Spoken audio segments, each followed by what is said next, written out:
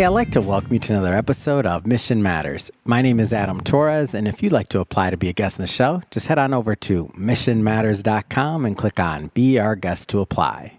All right, so today I'm in downtown Los Angeles, and let me tell you, I'm at the WEConnect LA Live event, and it's been amazing. Jess and James put on a great show. They had amazing speakers, amazing panels. I mean, lots of great stuff. And my next guest here is Kyle Draper. He's the founder and CEO over at Serene Team, and he's going to be speaking next. But first thing first, Kyle, welcome to the show. Thanks for having me. Happy to be here. All right, so we got a lot to talk about today. So I definitely want to get into Serene Team. I also want to get into some of the content that you're going to be talking about when you go up and do your keynote momentarily. But to get us kicked off here, WEConnect LA Live. Like, what's the connection? How'd you get connected with the organization? Where'd that start from? So I'm here because of Jessica, actually, and I've heard that before. She's a connector. She's quite a connector. Yeah. And we met over the fires in Los Angeles. Wow. She runs a large team at EXP, and at the time, my large team was also at EXP. And we just reached out to each other and said, hey, we don't really know each other yet, but we both really wanted to get our teams involved in some of the relief efforts. And Jessica was like, hey, we're actually already coordinating. There's a big truck full of supplies that are coming up from Arizona. And, the mission that day was just to really unload this huge, like 18-wheeler with all of these supplies at one of the FEMA recognized relief centers. This was up in Altadena. And so we both just had our sleeves rolled up and we were just really busy working. We were alongside our team members. And then ever since that day, we just felt really connected because I think we share a lot in leadership of, we want to be right there, with our people, with the community. We both approach, community and leadership really similarly. So we've been close ever since. Amazing.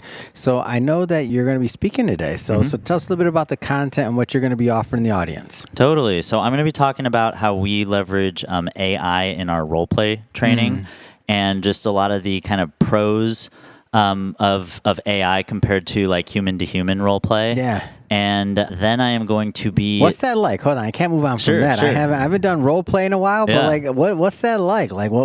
Give me some of the thesis on that. Well, if you are depending on another human being to show up, if you have a role play kind of accountability partner, I didn't think about that. It takes time. Effort, There's a lot of flaky salespeople out there. Well, and aptitude too. It takes aptitude too. Absolutely. You got to be good. So if you're good and it's somebody that you want to role play with, they just don't have time falling off trees. Well, exactly. So, number one, if you're committed to your success and you're disciplined and you're showing up to work on it, AI will always show up whenever you want. Dang, I never thought of that. You can do it while you're driving. It's a great way to still be really productive. And real estate agents, we spend a lot of our day in the car. We're always trying to figure out how do we maximize car time. So that's really huge. And then, to your point, it's hard to role play with really skilled agents. So oftentimes you're role playing with people at your kind of level or sometimes even below.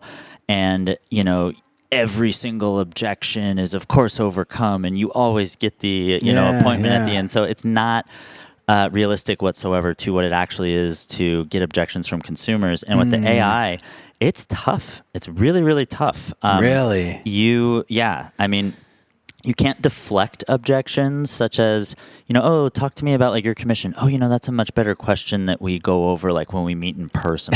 They're like, no. I'm only going to agree to meet with you in person if you first handle these questions. Dang. Oh, the AI is a stickler then. They're sticklers. And then nowadays, whether you want to prompt just any large language model like ChatGPT, you could just prompt it with hey, I want you to be an open house lead or a paper. You can prompt it however you want. There's other kind of in-the-box products as well where you literally just it's all pre-programmed for you. And then you have your role play. You get scored on it. It tells you what objections you handled well. Did you talk too much versus, give the lead space to talk? It's just so detailed, the analytics. So it's pretty cool. So I feel like when I think about what this looks like, this is a great example of, sometimes they say AI versus human. This is a great example of AI working with humans and connecting and both really making each other better. Absolutely. Because you couldn't, without AI, the problems that you said, those couldn't always be overcome before. If you can't get somebody else to role play with you that has the aptitude, what are you going to do? Right. Right? So it's not like, so this is something where it's just a very distinct example of how AI is making people better. Absolutely. And as a team leader, like when we have new agents join our team, before we put them on leads, they need to show us consistent, like high scores at the lead type that they're doing. So it's a way that they can get better a lot faster because they can do as many as they want. Which and for the like the really motivated Right. like self starter, that's all they usually need is the information. They need the tools. They need the help. But even with the best intentions, a team leader or whatever level that is only has so much time too. Exactly. Like, so, wow. Continue, please. That's just something blowing my mind. This is amazing. Yeah, it's a great example. But before we had this tool, our role play would be, I run a team of we're close to 30 agents, so we'd have a meeting.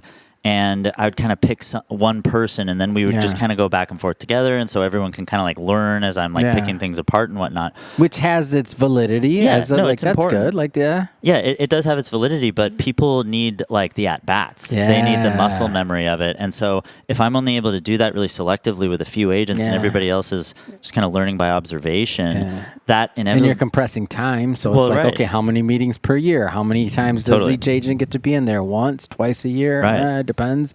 They didn't come. So now you look at it, wow, the numbers on that's insane. Well, and just in terms of like, what is the opportunity cost if an agent like screws up with a real consumer? Oh man, I didn't think about that. I would so much rather we learn our learning lessons with a robot, than have a lead that they had that they worked really hard for.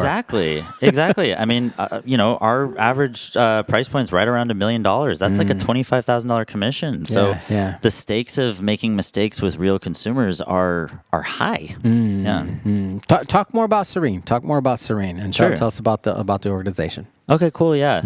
So Serene Team is my real estate team that I founded right when COVID hit. Odd time to launch a team, but we just kind of like leaned into it. Wow. And I called my Zillow rep at the time, right when lockdown was happening, and he was like, "Oh, I know, you probably want to just kill your spend. I get it. We'll reimburse you." I was like, "Oh, no. I want to triple my spend." Whoa. And, just kind of saw the opportunity, I think, a little earlier than some other agents, and really figured that this would be a busy time. And so we were just, hitting the gas pedal with it. And, inevitably. Where does that come from, by the way? Like, so, because whenever there's something like that, like when you think about the Great Depression, you think about 2008, you think about all these things, like where many, many people, and this is what makes the media a lot of times, is they do the opposite. They tighten up, they start like really thinking about, they contract, and then other people, whatever that thing is in that moment in time you had, it was like, oh, this is expansion time. Like, where does that come from for you? I mean, it's like the Warren Buffett quote, be greedy when others are fearful, and be fearful when others are greedy.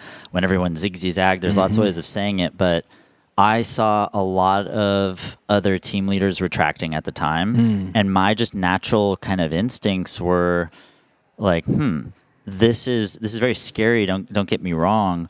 But if we're going to be on like an indefinite kind of lockdown, I think people will be evaluating the roof over their head a lot closer, and there's just going to naturally be lots of changes that end up coming from that. And we're in a industry where, like, if we are the ones who are helping provide that service when they need to change the roof over their head, that's where we want to be. And so it just kind of clicked to me that being kind of more vocal, being more of like a leader. Would pay dividends, and it did. And so, what did your peers like? What's your support system, whatever that looks like, family, otherwise, whatever, however you want to take that. But what'd your support system look like? Because that couldn't have been like everybody's like, "Oh, Kyle, that's a great idea. Like triple your spend, do this, expand." Like it never goes that way. Or true. Did it? It might have. I don't know. No, true. My team understood it. Like everyone was kind of on board. Yeah. And it was crazy because at the time, like, it was even questionable whether we were allowed to show houses. Yeah, I remember. Are we? I forget the term, but it was like essential worker. There we go. Like, are we essential workers? Yes. And there was debate. Eventually, it was said that we were. But for the first couple of weeks, like, I almost felt like a bandit out there because, like, are we supposed to be out here? Like, but we're still going to be showing houses. I was still at the beach. They're mad at me. I'm like, I'm lost. I don't know. I'm not from here. I live a couple blocks away. I'm like, totally. It was a delicate balance too, because there was one team leader that I really respect, because I was also just being very vocal with posts, being like, there's opportunity here. Like, whether Wow, you're in which real that estate. was, if you're doing that on social too, that was total contrarian. Yes. Total. So I did have some messages saying you're not being very sensitive. You might be being a little tone deaf to what's going on. And I did take those notes. Tried to change my tone up a little bit. Yeah. But in California's hard to do what you were doing at that Yes. time, specifically in your market. That was hard. That was hard. Hard clientele. It really was. It really was. But I was like, okay, we need to address that this is a tragedy. There's lots of Absolutely. people that, I'm talking about opportunity. There's lots of people that are mourning the loss of their loved ones and everything. So like keeping that perspective, I changed my tone slightly to address that, obviously. But we still definitely, just from a business standpoint, knew that the consumer had the demand. Yep. And especially once, we were on the essential list, and then the industry figured out there was something called a PED, which was basically like a coronavirus waiver that it was so annoying because you couldn't have a client sign one that worked for all properties. You had to have them sign one for every single house you were seeing. And so that very quickly meant that we needed to hire our first VA because we had an extreme administrative burden that our US admin at the time it just couldn't handle. Created another job. Exactly. And, we just built systems around it. And there also were no open houses. So that was a big part of the Zillow strategy was, okay, millennials, they want to defer the relationship with a salesperson like until as far into the process as possible. Yeah. So millennials especially love just open house shopping. They don't want to be committed to an agent or anything like that.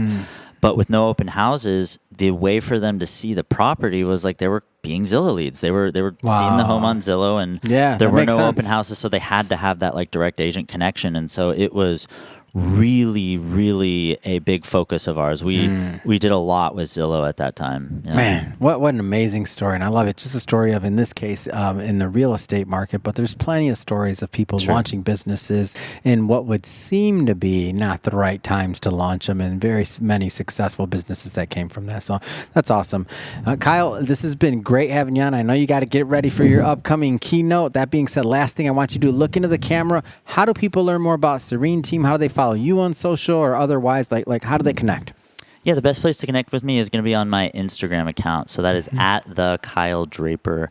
And there's lots of stuff on there, lots of real estate stuff, lots of business stuff, a lot of funny stuff. I'm really into music, so I throw a little bit of that in there, but that would be the best way to connect with me. Awesome. And for everybody listening, just so you know, we'll definitely put some links in the show notes, so you can just click on the links and go connect with Kyle. And speaking of the audience, if this is your first time with Mission Matters and you haven't done it yet, hit that subscribe or follow button. This is a daily show. Yes, you heard me right. Each and every day, we're bringing you new content, new ideas, and hopefully new inspiration to help you along the way in your journey as well. So again, hit that subscribe or follow button. And Kyle, man, appreciate all you're doing. Thank you.